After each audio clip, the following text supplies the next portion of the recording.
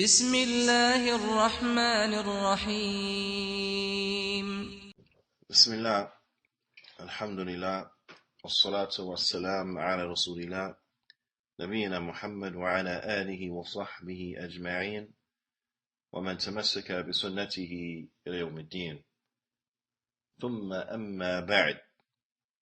Alhamdulillah, we continue going over the small yet tremendously important book, the book which is authored by the Fadilat Shaykh, the Imam Al-Mujaddid Muhammad bin Abdul Wahhab rahimahullah ta'ala.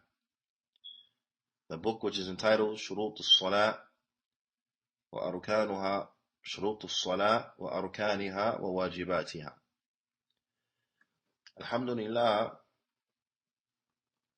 we have reached the condition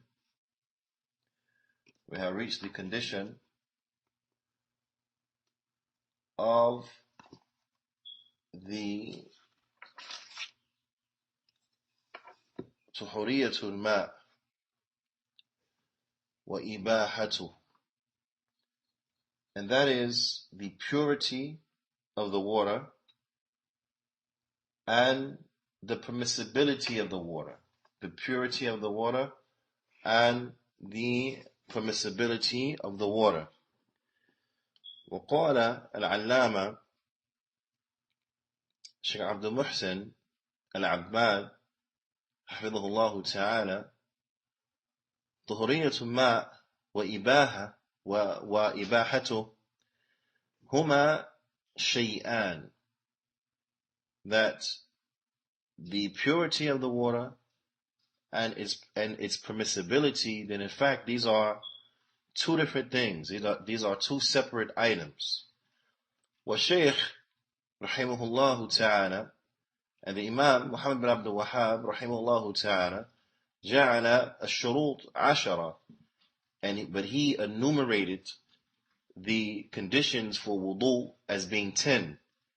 وذكر بعدها شرطين, and then after that he mentioned two conditions.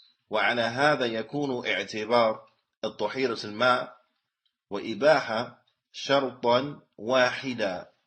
So with this enumeration and the way in which the Shaykh rahimahullah ta'ala he enumerated it, this will necessitate that the tuhuriyat al-ma, the purity of the water, and the ibaha, and the permissibility of it, then these two things will in actuality are counted the way in which the Shaykh he enumerated them as one condition. So the two of them together will constitute the 8th condition. They will constitute the eighth condition.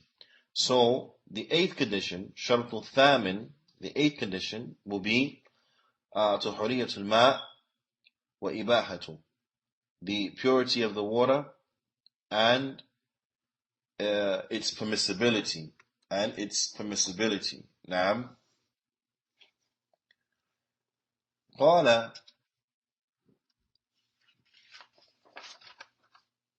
العلامة محمد المان الجامي رحمه الله تعالى: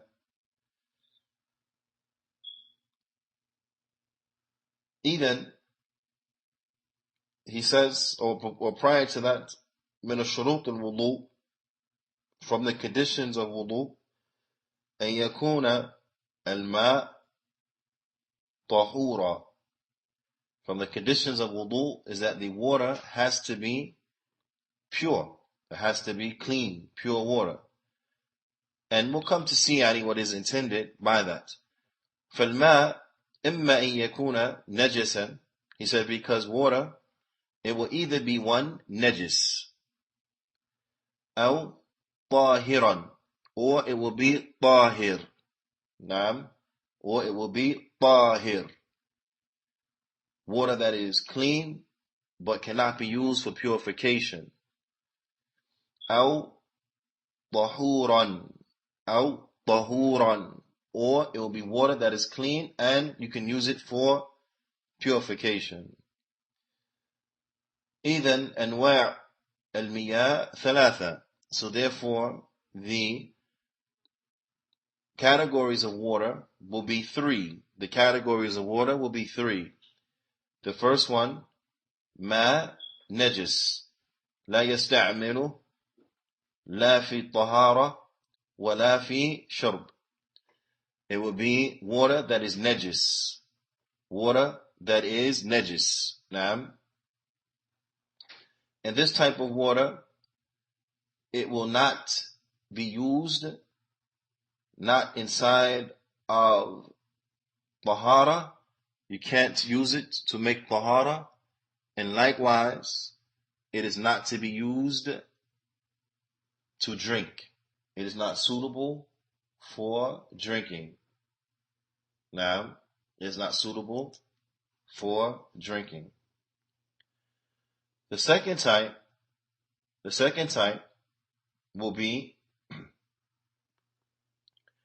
ma tahir, is water that is what is been labeled or referred to as tahir.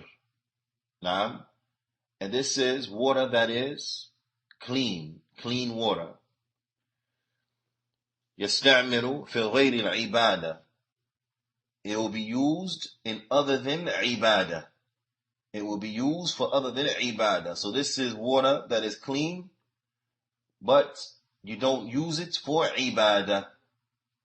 It's water that is clean, but you don't use it for ibadah. You don't use it for worship. Naam. This is the second category of water. The second category of water. Naam. And then you have ma tahur. You have ma that is tahur. And this type of ma يستعمل في العبادة is a type that you can use in ibadah. You can use it in ibadah. Naam. طيب. This breakdown of these three categories of water, this is what is well known. This is what is well known inside of the madhab. This is what is well known inside of the Hanbali madhab. Naam. And I wanted to bring it so that we will have knowledge of the breakdown from this direction.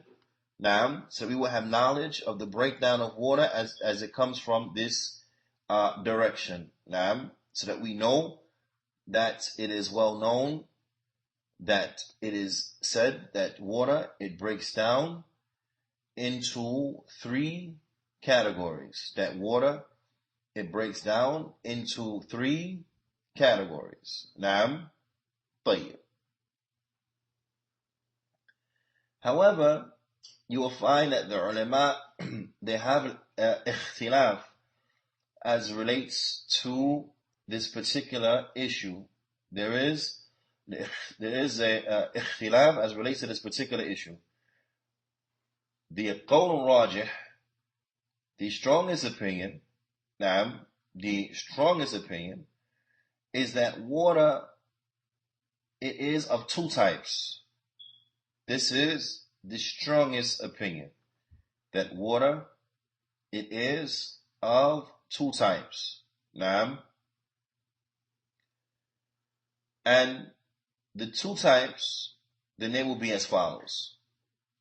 The two types, they will be as follows. The first, it will be as Allama Sheikh Salih Al-Fawzan Hafidhahullah Ta'ala, he mentions. Qism al-awwal, that the first type, tuhur, is the water that is tuhur. يصح التطهر به, the water that is pure, and it is correct to make purification with it. It is permissible to make purification with this type of water. Naam. Because this is water that is what? It is pure. It is pure and purifying. This is water that is pure and it is purifying. Naam. طيب. The Shaykh, he says, سواء كان باقيا على خلقته. He said, whether it is consistent and it remains upon the way it was created. Naam. خلقته, whether it remains as it was. Naam. Meaning that it is water that has not been mixed or polluted with anything. Naam. أو خالطته مادة طاهرة لم تغلب عليه ولم تسلبه اسمه. He said, or it was mixed with a pure agent. It was mixed with a pure agent that did not overpower it, nor did it remove from it its name. It didn't overpower it, nor did it remove from it its name. So what this means is that the water that is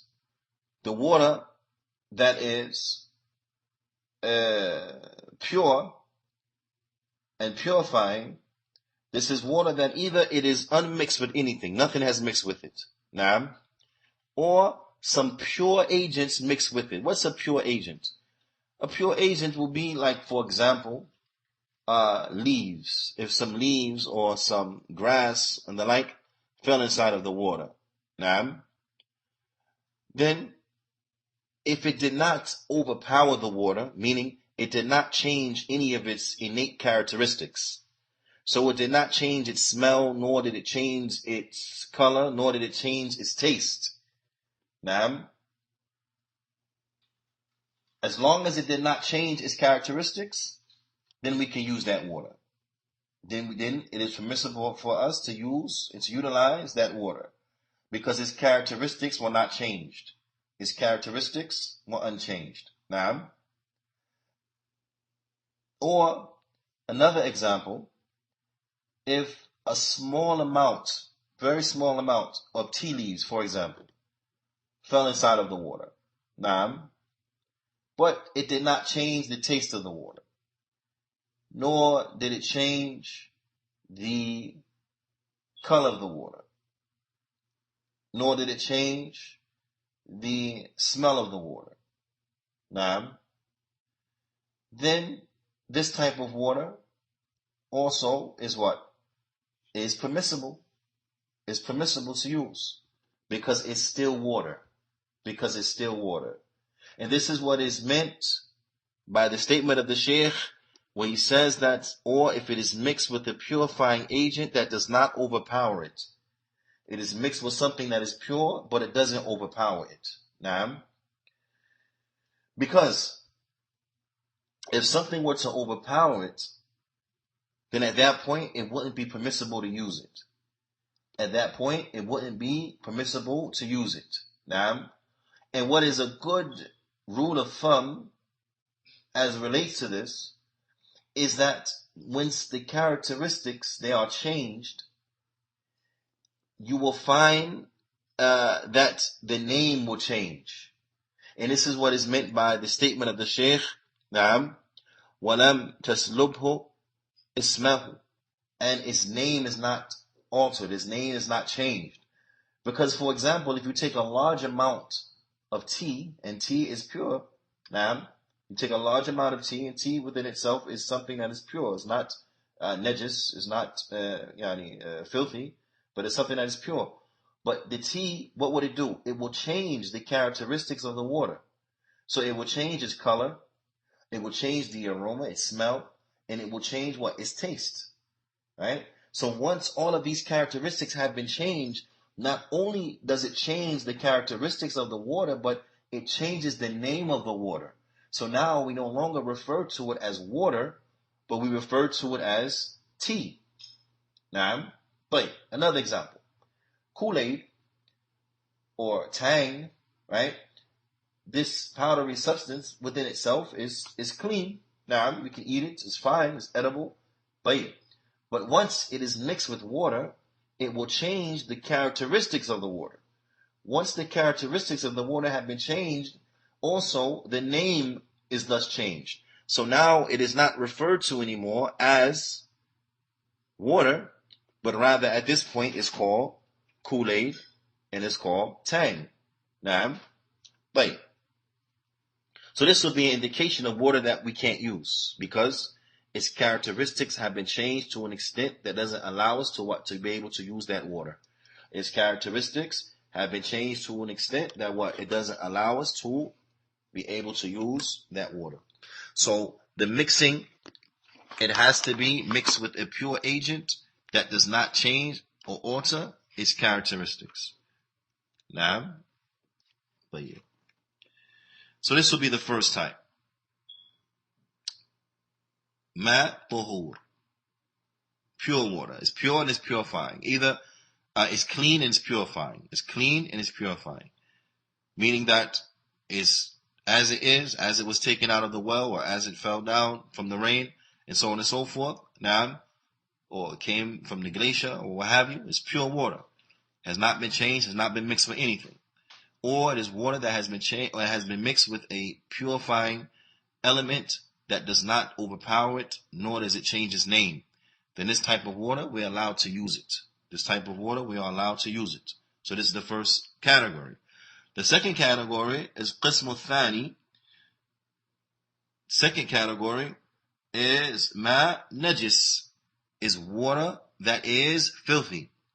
Is water that is filthy. The Shaykh, he says, لا يجوز استعماله. It's not permissible to use it. فلا يرفع الحدث. It does not remove hadith, meaning a person can't go into the state of wudu. It does not remove the breaking of the state, and it does not remove a person being out of wudu. So a person can't go into wudu with water that is najis. Now, فلا ولا يزيل النجاسة, and we cannot use that which is filthy to clean najasa, to clean filth. So the water that has been contaminated with filth to where its characteristics have been changed, then it is not permissible to use because it will be cleaning filth with filth. Water that has been overcome, for example, by urine, and the urine has overpowered the water. Then what benefit would it be to clean urine with this type of water? That's basically urine with water mixed in it. The urine has overpowered it. It's like cleaning urine with urine. So we're not allowed to clean filth with filth. It doesn't work like that. You don't clean feces with urine, for example, or vice versa. But we clean the najasa with that which is pure. With that which is pure. So the second type will be the water that is filthy. نعم. وهو ما تغير أحد أوصافه بالنجاسة. And the water that is filthy is one of its characteristics have been changed with the filth. That the filthy element has come in and has changed one of the characteristics of the water. So a filthy thing was added and it changed the color. Then it's najis, we can't use it. Right? Or the smell or the taste or so on and so forth, then we can't use it. Because it changed one of its characteristics with something that was impure. So this will be the second type. This will be the second type of water. This will be the second type of water. Now, so the correct breakdown for water is that, in the strongest opinion, is that water is of two types. Water is of two types. Ma'u tuhur, you have water that is pure and purifying. Wa ma'u najis, and you have water that is filthy, that we're not allowed to use,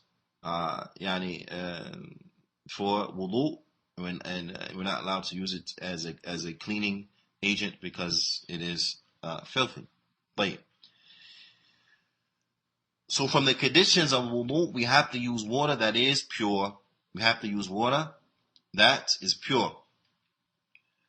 The second part of what has been enumerated as the 8th condition, that is that the water, it has to be mubah. It has to be mubah. نعم.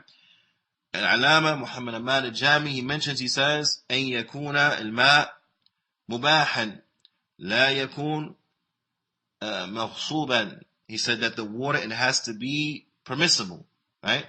It cannot be, for example, stolen.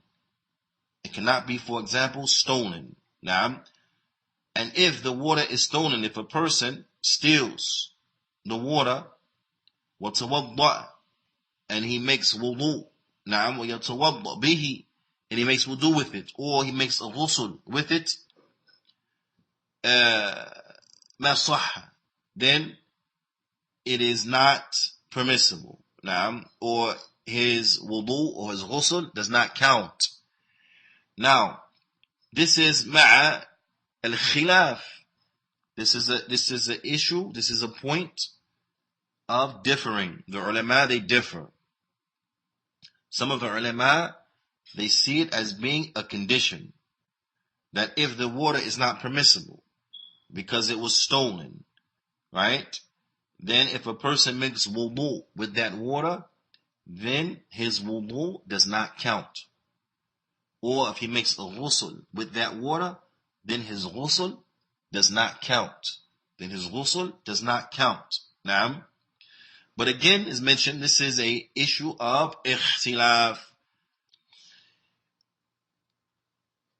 في المسألة, this is an ikhtilaf inside of this issue, يعني from the people of knowledge, من أهل العلم. فهناك من يصحح الوضوء مع الإثم. Because you have from the ulama those who say that the wudu is correct, that the wudu itself, it is correct, but a person will carry a sin for stealing the water or using stolen water, right? Or using water which he didn't have right to use, didn't have permission to use. ويقول أن الإباحة ليست بشرطا. These ulama who say that it is permissible, not permissible, but that it is correct, a person's wudu is correct, even if it's with stolen water, then this point of al-ibaha, that the water has to be permissible, then it is not a condition. It is not a condition. Now, because remember, the condition is that if it is not present, then that which it is a condition for is not present. Now, that which necessitates by its lack of presence, a lack of presence. In other words, that which necessitates by its absence, an absence. So the condition is that if it is not present, then that which it is a condition for will not be able to be established. So if it was a condition, if a person made wudu with stolen water, then his wudu won't count. But those ulama that say that his wudu counts, but he's a sinner for using stolen water and stealing the water, then it's not a condition. It can't be a condition. Because if it was a condition, then his wudu wouldn't count. Naam, then his wudu wouldn't count. طيب. خير. With that being the case, that the wudu, it counts, then this is an indication with those ulama that it is not a condition. That with them, it is not a condition. Does that make sense? That is not a condition. Because remember, a condition is what? مَا يَلْزَمُ مِنْ عَدَمِهِ الْعَدَمِ. That which necessitates by his absence, an absence. وَلَا يَلْزَمُ مِنْ وُجُودِهِ وُجُودٍ. And its presence does not necessitate that which it is a condition for is present. Like we mentioned before, like the person who makes wudu for salat, just because he made the wudu for the salat does not mean that he established the salat. He still has to pray the prayer. Naam. However, if he doesn't have the wudu, then what? And he prays, his prayer don't count. Why? Because he didn't bring the condition. So if the condition is not there, that which it is a condition for will not be established. But just because the condition is established, it doesn't mean that which it is a condition for is by default established due to the establishment of its condition. Again, a person can make wudu, but then he still has to pray. He doesn't get rewarded for praying Salatul Dhuhr, just because he made wudu for Dhuhr. But he has to make the wudu, and then he has to what? Pray Dhuhr. Naam, and then pray Dhuhr. Wait. So you have those ulama that say that that a person, if he makes wudu with stolen water, his wudu, it counts, but he is a sinner for stealing the water and using water that he didn't have right to use. Naam, so therefore he will have a sin by using that water. وهذا خلاف جاء يعني في من يصلي بثوب مغصوب أو عمامة المغصوبة أو الأرض المغصوبة والدار مغصوبة. وهذه مسائل كلها محل الخلاف كلها محل الخلاف. He says in the light and said this is the same issue or the same differing. It comes likewise in the issue of a person praying in a thawb that is stolen. If he prays in a thawb that's stolen, does that salat count?